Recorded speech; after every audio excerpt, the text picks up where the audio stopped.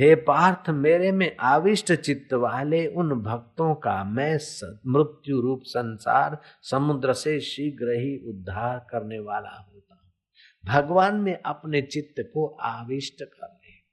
तो बाबा जी कौन सा भगवान? जौन भगवान के रूप को मानते हो वो भगवान, और कोई रूप को नहीं मानते हो तभी भी जो भगवान का निराकार स्वरूप है उसको मानो तभी भी राजी, और साकार को मानो तभी भी राजी।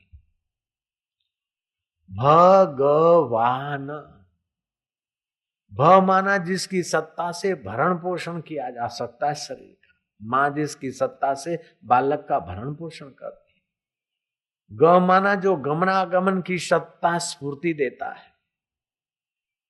वा माना जिसकी सत्ता से वाणी उत्पन्न होती है, वैखरी मध्यमा पश्यंती परा। न माना ये सब न होने के बाद भी जो रहता है उसका नाम भगवान है। बोलो तुम्हारे साथ है कि नहीं? तुम्हारे पास है कि नहीं? तुम्हारे से कितना दूर? ऐसा कभी ना सोचो कि हम ऐसा भजन करें या ऐसा भजन करें, भगवान यहाँ आए हैं फिर हमको वरदान देंगे और फिर कुछ होगा। नहीं नहीं, विरह भक्ति वाले तो भगवान के विरह में रोते हैं, और भगवान निर्गुण निराकार होते सगुण साकार रूप में दर्शन देते हैं, फिर भी वो भगवान उपदेश देते हैं कि अपने वास्तविक मुझ चैतन्य स्वरूप को जान। प्रेमी भक्त भगवान के बाह्य विग्रह के दर्शन की इंतजारी नहीं करते, वो तो भगवान के आनंद में, भगवान के प्रेम में, भगवान के माधुर्य में सने रहते हैं। नाम नशे में नान का बुढ़ा रहे दिन रात।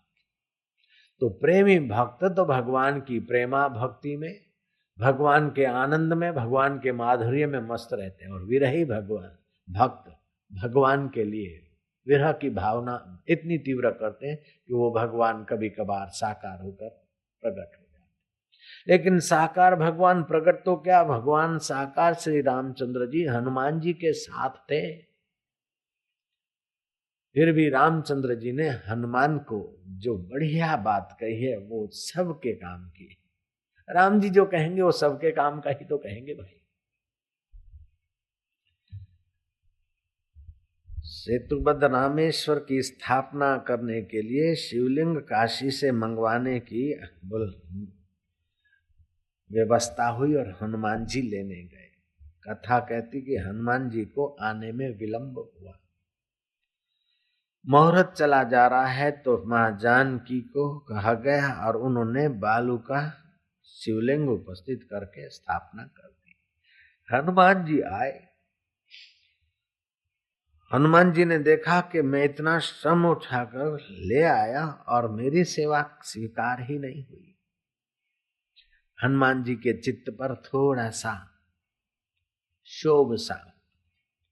अंतर्यामी श्री राम समझ गए और हनुमान जी को बुलाया कि हनुमान, यहाँ एक बात पर ध्यान देना चाहिए कि सेवक का कार्य है कि स्वामी की आज्ञा के अनुसार काम कर ले, फिर उसकी सेवा स्वामी स्वीकार करते हैं या नहीं करते, या जो चीज लाया उस उपयोग में लाते नहीं लाते वो स्वामी जाने, लेकिन सेवक तो अपने तरफ से अपना काम पूरा कर ले। लेकिन सेवक को अपने काम का अगर सफलता का खुशी होता है या अपना काम स्वामी नहीं स्वीकारे हैं और स्वीकारते तो अच्छा रहता है, ये भावना है तो मानना पड़ेगा कि सेवक के अभी सूक्ष्म शरीर में मान की इच्छा है। मेरी सेवा स्वीकार हो या मुझे धन्यवाद मिले या मेरी की हुई मेहनत सफल हो जाए, इस प्रकार की जो पकड़ है वो सूक्ष्म शरीर की पकड़ मानी जाती है। स्थूल भोग वासना नहीं है, लेकिन सूक्ष्म भोग वासना भी सेवक को अथवा साधक को अड़चन करती है। स्थूल शरीर में वासना अहम है तो इंद्रिय विषय विकारों में आकर्षण होगा, और सूक्ष्म शरीर में अगर वासना टिकी है तो अपने सिद्धांत में आदमी की दृढ़ता होती है। और कारण शरीर में अगर वासना है तो फिर एकांत चाहिए, समाधि चाहिए, ऐसा चाहिए वैसा चाहिए। और जिसको कहीं वासना नहीं है वो तो जीवन मुक्त पुरुष है। महलों में भी श्री रामचंद्र जी वही स्थिति प्रज्ञ, और बयाबान में भी वही स्थिति। मोहन भोग पाते तभी भी वही शांत स्वभाव। और कंदमूल पाते हैं, कभी फाका भी करते तभी भी वही शांति। जिसकी कहीं वासना नहीं, अपने आप में मन बुद्धि ज्यों का त्यों स्थित है, ऐसे जीवन मुक्त पुरुष बनने के लिए श्री रामचंद्र जी ने हनुमान जी को उपदेश दिया कि हनुमान, मैं तुम्हारे और लोगों के कई जन्मों को जानता हूँ, हो गए उन जन्मों को जानता हूँ, इस समय जहाँ है उनको जानता हूँ, और भविष्य में जहाँ होंगे उन सबको जानता हूँ।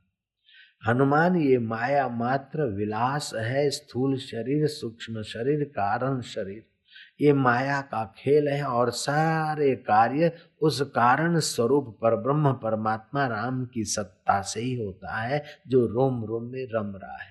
उस चैतन्य राम का अनुसंधान करो हनुमान, तुम उद्वेग को त्यागो, दुख को त्यागो। परिस्थितियां हमेशा अपने मन के अनुकूल ही हो ऐसा कोई जरूरी नहीं है हनुमान। हे पवन सुत, अपने चित्त को संत महात्माओं के अनुभव के साथ मिलाने का प्रयास करो।